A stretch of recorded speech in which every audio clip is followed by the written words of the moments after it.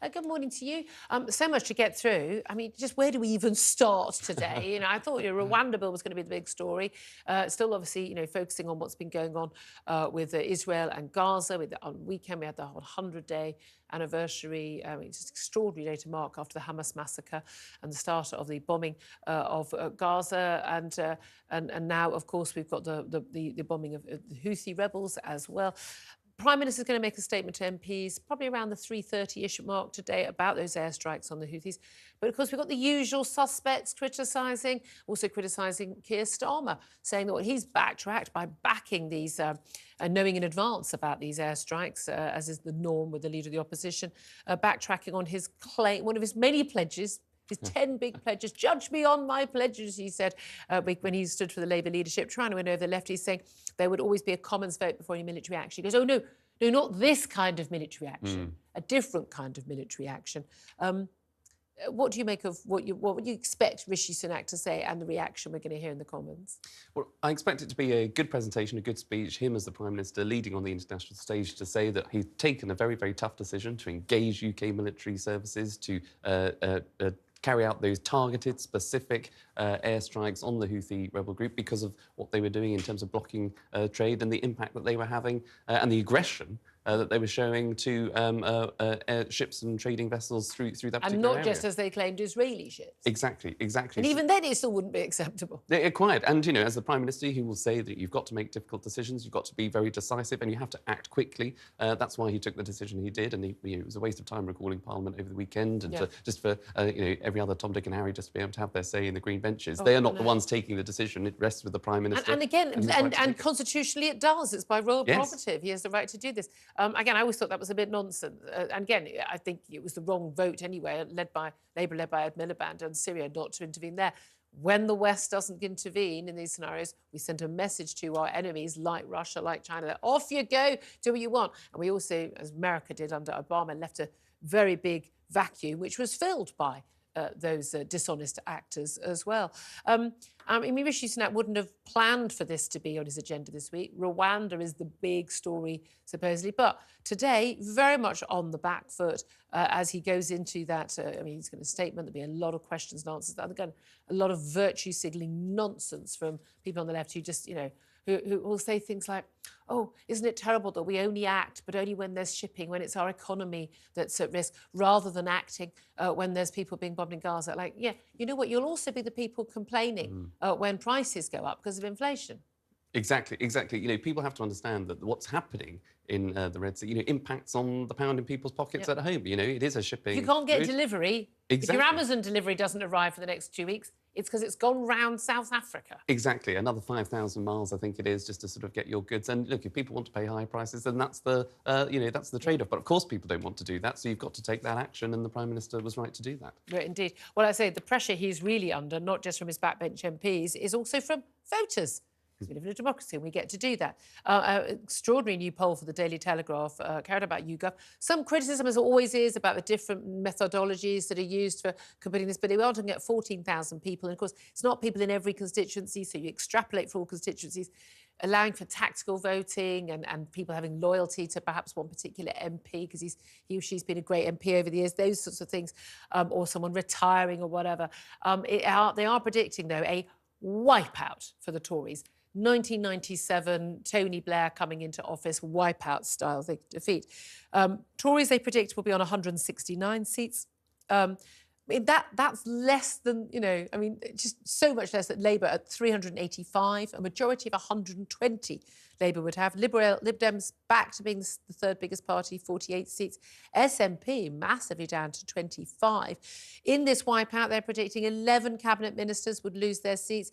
Penny Mordaunt, Grant Shapps, and yay, Jeremy Hunt. Bye, Jezza. Thanks for coming. It's been lovely having you pretending to be a Tory. They're saying also, crucially, that the big factor here is not just people fed up with the Tories and thinking Labour do a better job and all that, but also Reform UK. They're planning to stand in every single seat, and if they do so, they've said, Richard Tyson said, they will not do a deal. They will be taking Tory votes, and that will give the Labour Party those big seats. If it wasn't for that, Labour would be on 311, Tories 265, Lib Dems on 26. At that point, you are in a hung parliament scenario. So the question I'm asking everyone today, with this new poll predicting this wipeout, do they deserve to lose? And tell us why. Give us a call on 0344 499 1000, text on 87222, or you can get in touch on X at Talk TV. Calls are charged at the national rate. Text costs one standard network rate message. I'll put that question to you, Charlie Rowley. You were a special advisor. You worked for Michael Gove when he was still in the cabinet, but in particular, a former cabinet job. Do the Tories deserve to lose? I don't think they deserve to lose, but I can understand that, it's not been easy over the last few years. And I think, look, the reason why I say they shouldn't deserve to lose, and I know that might sort of get the phones going even more than what they already are, but I think the reason is that, the explaining of the history. So coming into government in 2010 under a coalition, the government had its wings clipped by those Liberal Democrats that you were just talking about. It then had to deal with the fallout of Brexit. That took far too long, understandably so, but, opinion was hugely divided. But getting through those Brexit years, onto then COVID, onto then, obviously, the political turmoil that we saw under Boris Johnson and Liz Truss. The thing is, I feel that those are all fair points. When people talk about, the austerity years, pretty much Labour had the same plans for spending under Alistair Darling. So let's, stop a load of that nonsense. There wasn't any money left. Whose fault was that? And then to go through, as you say, all of those big issues, it was Labour. It was Labour who was stopping, any action being taken, 2017 onwards. If people hadn't been fighting the outcome of the Brexit referendum, then we could have moved on. And then we had COVID. Labour would have wanted bigger lockdowns, longer lockdowns sooner, et cetera, et cetera. But there does come a point when people go, but there's always an excuse.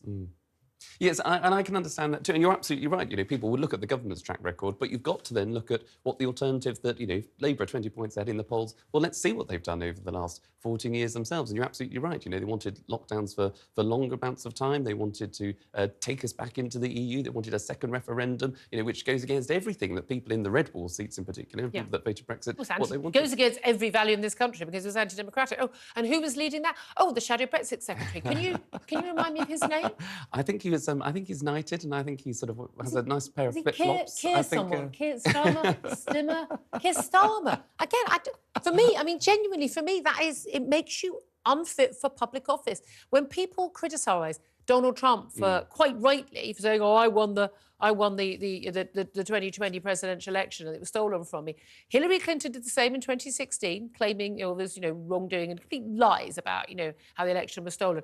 And Keir Starmer, this whole people didn't know what they were voting for and trying to undermine that Brexit vote. They're the same as Donald Trump. And it goes to show that just as the figures that you read out a moment ago, if you vote Reform, for example, who are gaining momentum, they are doing well in the polls, that does let Labour in through the back door. So you have to be really, really clear about what do you want who do you want to be Prime Minister at the end of the day? Is it Sir Keir Starmer or Rishi Sunak? And so that is the vote. We will get to messages on that. We'll get to calls on that. Quite a lot of them coming in. A lot of people very, very angry, saying, you know what? Can't be any worse. That seems to be the view.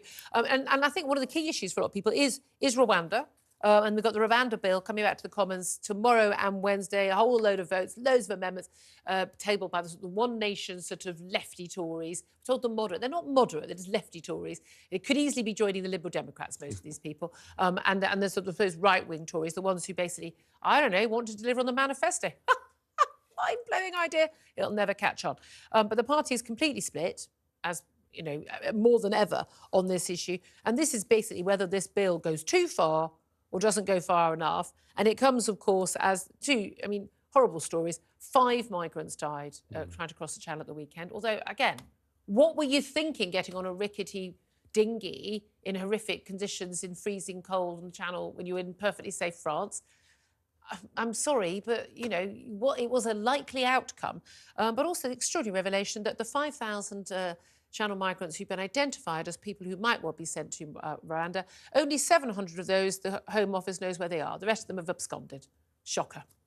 But vote Tory again, because we know what we're doing and we're tough on immigration. Come on. Well, that's why the bill has got to go through and those flights have to take off the ground. And you're absolutely right. The tragedy of that channel crossing over the weekend shows the perils of that journey anyway. You've got to stop the criminal gangs that put those people on those boats, or people who seek out those gangs to be put on a boat. You need to disrupt that whole network.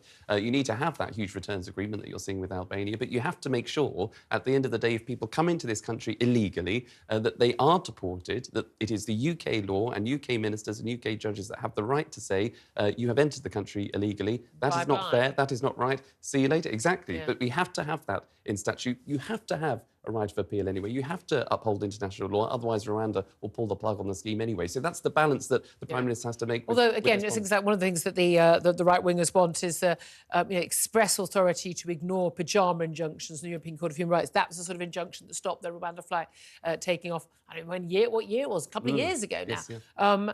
But, I mean, the question of whether they do that, bearing in mind that, other countries in Europe they get those sort of injunctions, but they just ignore them.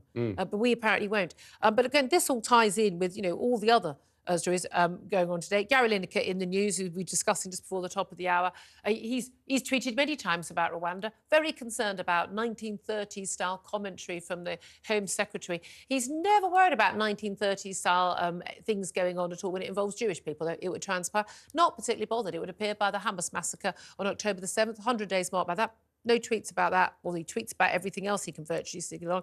But yesterday he did choose to retweet on the 100th day of that massacre and the taking of those hostages. I found extraordinary. He did retweet a post calling for Israel to be banned by FIFA from all global football tournaments. But doesn't seem to have an issue with Russia, China, Syria, Iran, North Korea, any other country that has committed the most gross human rights atrocities on their own people or neighbouring countries.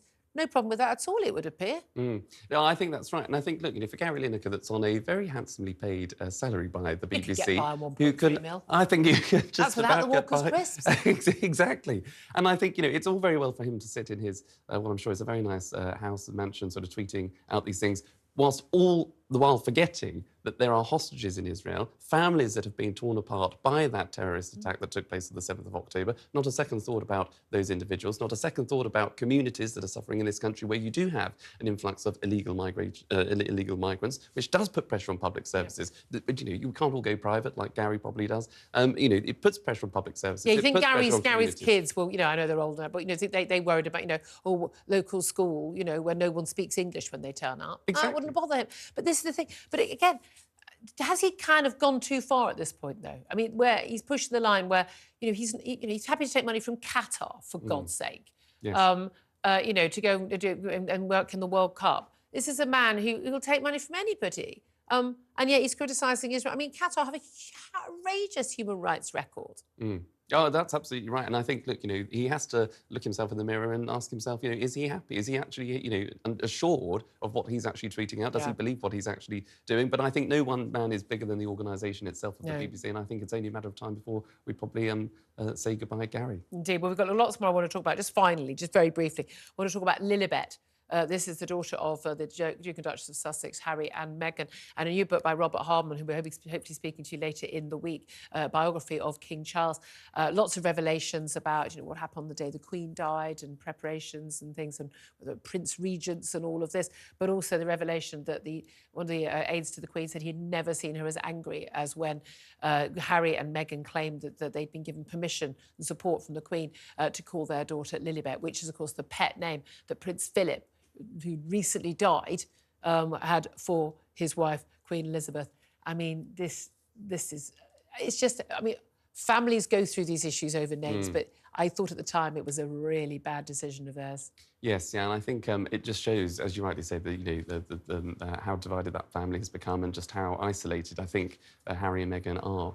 From the royal family, and I think it's... But also, if they didn't have permission from the Queen, they hadn't asked, look, UK, we'd like to contribute... Because that she just said no, also because it's a nickname, not a proper name, and therefore it's weird anyway. It's a personal thing. It's a very private thing, I think, amongst, obviously, for the Queen. So when your whole life is on display like that, to have that personal thing, yes. The nickname that your late husband of decades and decades had for you, and then that name to be there on this child, who, by the way... I don't think she's ever met, has she? Has she ever met baby Lilibet? I don't think Lilibet's come to the UK. I'm not sure. No, perhaps not. I don't think she ever had a chance before she died. So, you think it's a bit rich, isn't it? It is. And as you say, it's something that you would hold personally dear because it's a sort of a pet name behind closed doors. But I think it was a deliberate move by them to sort of say, oh, look, but we've got this relationship with the Queen. It was tribute to the Queen. Yes. And linking her with the Queen. I just, ugh. Yes. It's so tacky. It's cringing and it's awkward and uncomfortable and I think they might also need to reflect on that. But again, to do that after the Queen's husband had died, and that was his pet name, and to not have had permission is really, that is so rude. That is so thoughtless. That's unkind.